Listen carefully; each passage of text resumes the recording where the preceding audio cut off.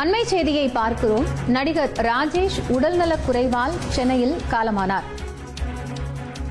கடந்த சில நாட்களாகவே உடல்நலக் குறைவால் பாதிக்கப்பட்டு வந்த பழம்பெரும் நடிகரான ராஜேஷ் சென்னையில் தற்போது காலமாகி இருக்கிறார். அந்த 7 நாட்கள் உள்ளிட்ட பல்வேறு திரைப்படங்களில் நடித்து ராஜேஷ் கடந்த சில நாட்களாக உடல்நலக் குறைவால் பாதிக்கப்பட்டிருந்த நிலையில் தற்போது சென்னையில் காலமாகியிருக்கிறார். இது குறித்த கூடுதல் தகவல்களை செய்தியாளர் செந்தில் ராஜாவிடம் கேட்கலாம். செந்தில் ராஜா, விவரங்கள் என்ன? காயத்ரி, தமிழ் சினிமாவில் பழம்பெரும் நடிகராகவும் மூத்த நடிகராகவும் இருப்பவர் ராஜேஷ். இவர் 80களில் இருந்து, அதாவது 1980களின் தொடக்கங்களில் இருந்து சினிமாவில் நடித்து வருகிறார்.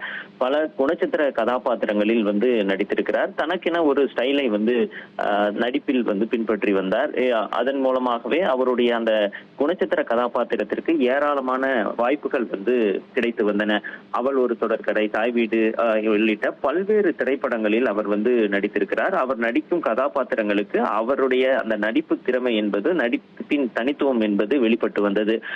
இதன் காரணமாக அவர் தமிழ் திரையுலகில் மிகவும் ஒரு புகழ்பெற்ற, ரசிகர்கள் மத்தியில் அறியப்பட்ட ஒரு நடிகராக இருந்து வந்தார்.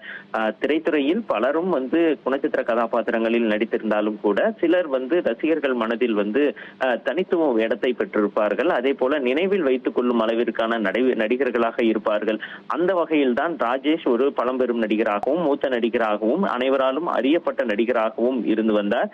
இந்த நிலையில் தான் தன்னுடைய 75வது வயதில் அவர் காலமாகி இருக்கிறார். இன்று காலை அவருடைய இல்லம் சென்னை ராமாபுரத்தில் இருக்கிறது.